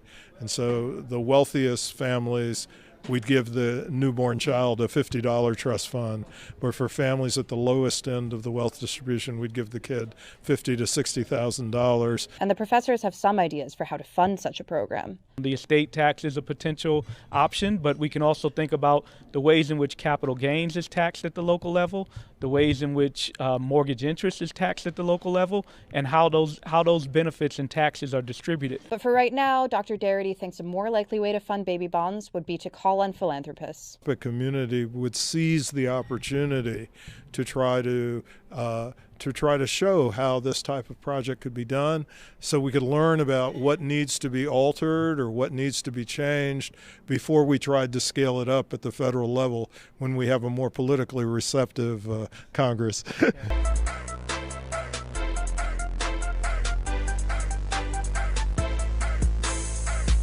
And for those people that aren't familiar, meet myself and Sandy Darity again, did this report, came out 2 weeks ago now, but we're going to keep moving on here. And what we're going to talk about for a second here is is buying and banking black, and the whole idea that and black entrepreneurship can save us. We've seen that from Claude Anderson with Powernomics, and I talked about that last week. It doesn't fit into the reality of the data, though. None of the idea that we're just going to open factories and then buy politicians and then buy media fits the reality of a billionaire America when you look at the numbers.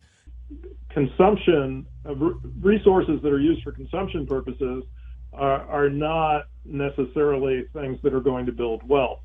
There still is an enormous wealth gap, which is attributable to two sorts of things. First, the capacity of whites to transfer or transmit high levels of wealth or higher levels of wealth across generations, and also the capacity that whites have had to benefit from government-sponsored asset-building opportunities. But there's a section of our report where we talk about the magnitude of black businesses, both in terms of the specific banking sector, but also in general. And I think one of the big points we make, which is related to your observation, is that if anything, the most we can say about black business is that black business is very small. And that's associated with the lack of political power and the lack of substantial wealth. Because you're asking me for a solution to make you American when you need to ask your government. You need to ask your government for baby bonds. I have Professor Darity talk about that. Federal jobs guarantees.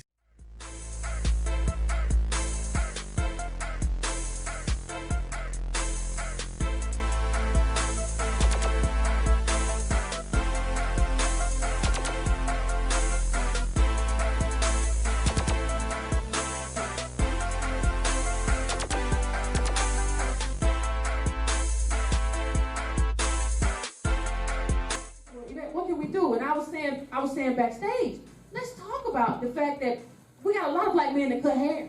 Like, why can't we have black companies that provide, when you go into the military, the Marine Corps, Air Force, that provide the haircuts? That's right. That's money that you can count on, because the government's gonna always be the government. It's the richest government, and we're talking trillions of dollars.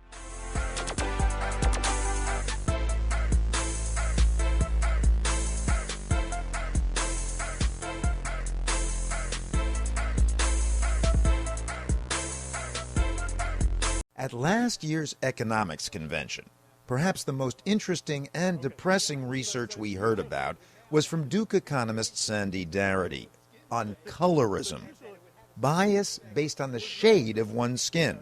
Darker-skinned black men are confronted with higher levels of discrimination and lower wages in America's labor markets than lighter-skinned black men. And that in fact, and this is maybe the most provocative result, is that there's really not a statistically significant difference between labor market outcomes for lighter-skinned black males and white males. At this year's convention, however, Darity was promoting policy, a government jobs program. It strikes me that what we should do is establish a federal job guarantee and provide an assurance to every American citizen that they have employment that will be through the public sector. But you're talking about 15 to 30 million Americans if you're counting the underemployed as well, or people who would want a full-time job. What are you going to pay them, like $20,000 a year? Well, I'm more ambitious than that. I was thinking at least $40,000. $40,000 a year plus benefits. Yes. All right, so that's $40,000. Then with benefits, $50,000 a year, 25 million people, let's say. That's, I think, little over $1 trillion. But how in the world can we possibly afford this? I want a job guarantee for every citizen, because we're still left with the uncertainty of what kind of decisions private companies are going to choose to make.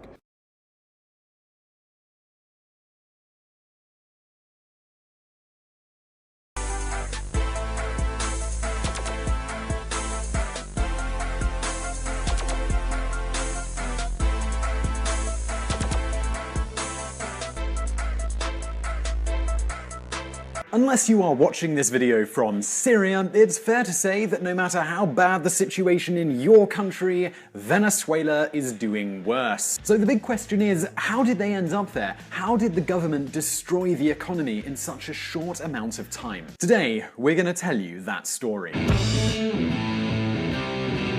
The Bolivarian Revolution. The first character in our story is Hugo Chavez, the father of modern-day Venezuela, or should we say the Bolivarian Republic of Venezuela. He became president after a landslide victory in 1999. His campaign was based on the promise of equality and poverty reduction, a policy that he called 21st century socialism. One of his first policies was called the System for the Democratization of Jobs. This was meant to be implemented in the PDVSA, the state company that extracts Venezuela's oil. In fact, this job democratization was a way to employ all of the unemployed Venezuelans. The same thing happened in the government. During the Chavez administration, public spending tripled. This meant more government workers and more social programs than ever before. However, none of this was a problem as long as the oil exports kept paying the bills.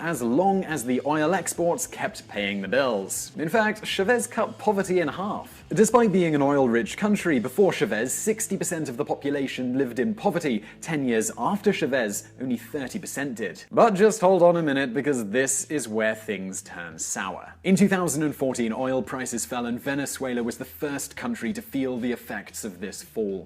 The current situation in Venezuela is about as bad as it gets for a country that is not at war. Water is only arriving in the capital, Caracas, once a week. And when it does come, it's brown and makes people sick. The government is shutting off electricity for hours every day. This energy crisis is coupled with an economy in shambles. Inflation is about 700%, that's the highest rate in the world. All this is due to the poor decision-making of an extremist government that's been led by Hugo Chavez and his successor, Nicolás Maduro. They've been gradually killing business with a tsunami of regulations, price controls, and government takeovers, which has eliminated the private production of many goods and services. So people have bags full of cash, but nothing to buy. Grocery store shelves are bare, and hunger is spreading rapidly. The most tragic part of this story is that Venezuela is sitting on the world's largest reserves of black gold.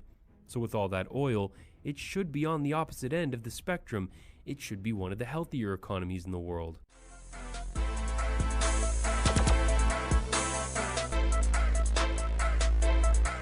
Black folk have been misled off the main highway down the dirt road and having a lot of belief in socialism. If it's social in nature, that's power. That's not power. Social, in a competitive economic structure, there is no moral conscience, and that leads them towards providing justice. It's never going to exist. The powerful is not going to be respecting morality nor justice. They're not going to do it.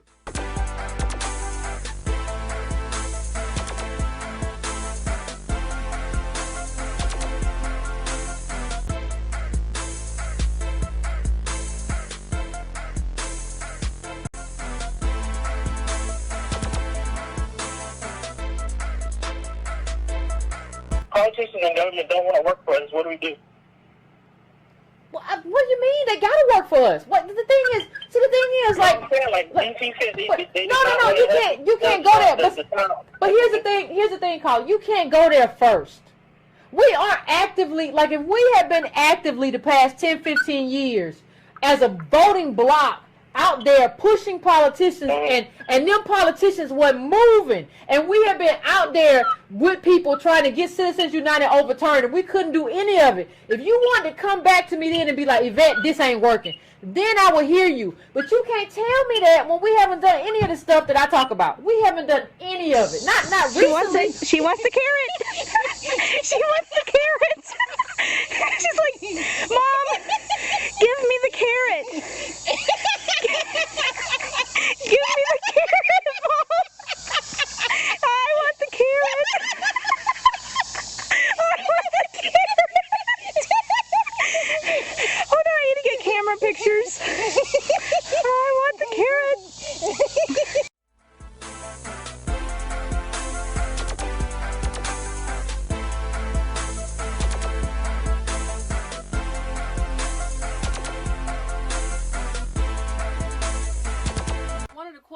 keep getting from everybody is, well, Yvette, are you a socialist? Are you a capitalist? Because you seem to have something against capitalism. You seem to have something against capital. You seem to be, anti-capitalist. And here's what I've kind of touched on this on the show.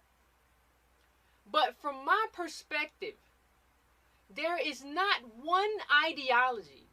There is not one political system. There is not one anything that anyone should be married to if they're African American. We should do what works for us, and that's it. The second point I'll make is this. I don't know, and this is going to hit people kind of hard. And I've kind of alluded to it before. But I don't know if African Americans, morally, not intellectually or anything, morally, in terms of our values, I don't know if African Americans have what it takes to be super capitalist. I don't understand how you say to me, well, Yvette, we can be capitalists just like them. No, a lot of us are good and decent people. I think you have to try to figure out who you are.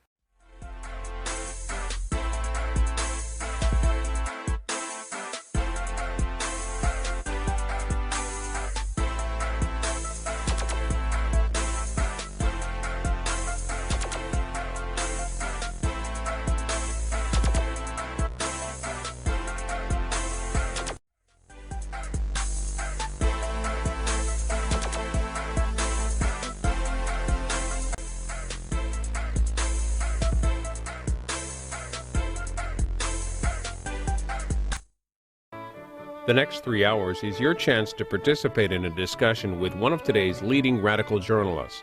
Join us as In Depth welcomes Alexander Coburn, columnist for The Nation magazine and co-editor of the political newsletter Counterpunch. Alexander Coburn, what does it mean to you to be a radical? Radical really means that you don't necessarily regard, in fact, you absolutely don't regard the Democratic Party as about as far left as you can go on the American political spectrum. It's seriously to the left. Where can people read you today? They can read me every week on our Counterpunch website, www.counterpunch.org. And Counterpunch is also in a printed form? Oh, yeah, I'm sorry. Yeah, in Counterpunch, twice a month we do a newsletter, Counterpunch, and 22 issues a year, and I quite often have articles in that.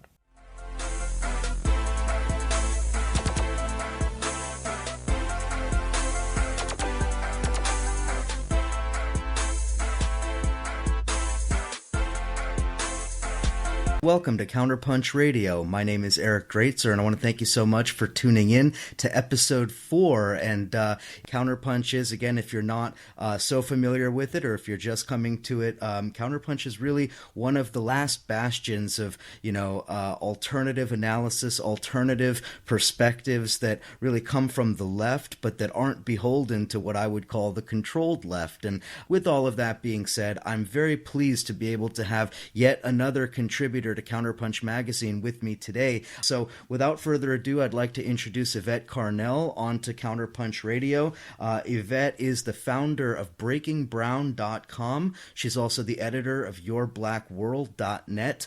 She has an amazing article in the current issue of Counterpunch magazine. So Yvette Carnell, thanks so much for coming on Counterpunch Radio. Thanks so much for having me, Eric. I appreciate it.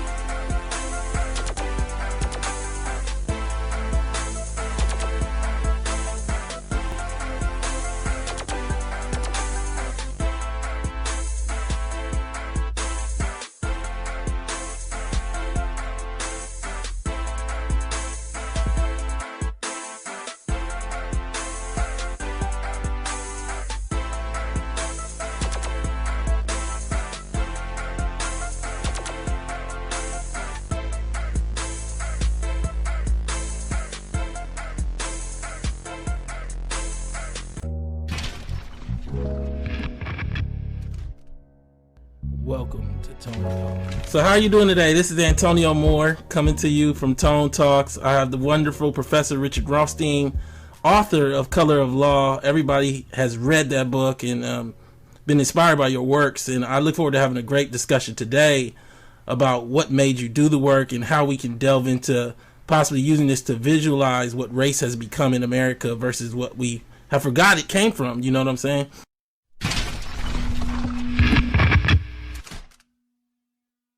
How's everybody doing today? This is Antonio Moore coming to you from Tone Talks. I have a special guest today, none other than Thomas Shapiro, author of Black Wealth, White Wealth, author of Toxic Inequality, one of the leading economists in this area of racial wealth.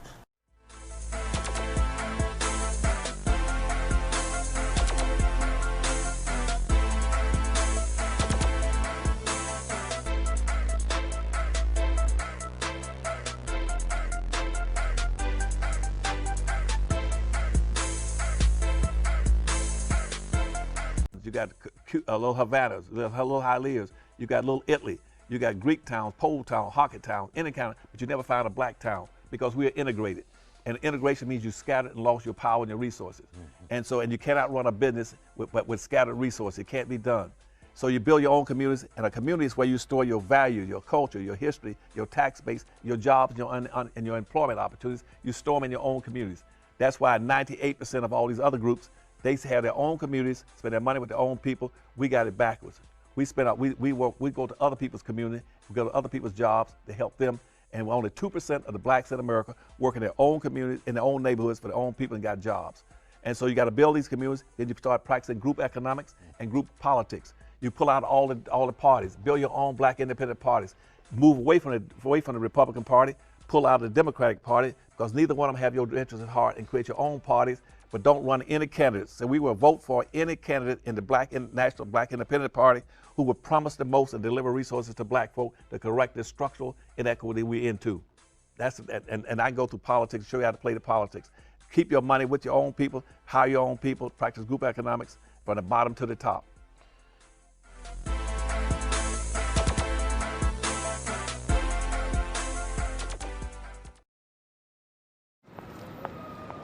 I'm Carla Walker Miller, President and CEO of Walker Miller Energy Services. We are an energy solutions company. We're based in Detroit. We've been here since 2000. We take pride in helping customers evaluate their buildings and find solutions that will lower their operational cost and increase safety and comfort. Our tagline is empowering people, enriching lives. And we do that with every single customer that we deal with. We were selected to provide LED lighting for the city of Detroit. With the LED technology, there's less maintenance involved. It uses 85 to 90% less energy, and it lasts about 10 times longer than the old lighting. And it's really going to make a difference for the city. My business is to perform energy audits. We actually learn to develop audits on our own businesses.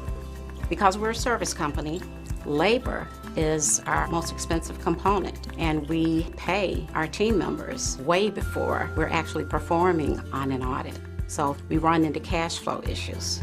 It's made a huge difference. As a small business owner in Detroit, the thing I enjoy most is providing employment. We create jobs. We have 30 full-time employees with benefits, and within the next few years we'll be at about 60, and they're well-paying, green jobs, and that's a big deal here. My company is going to skyrocket.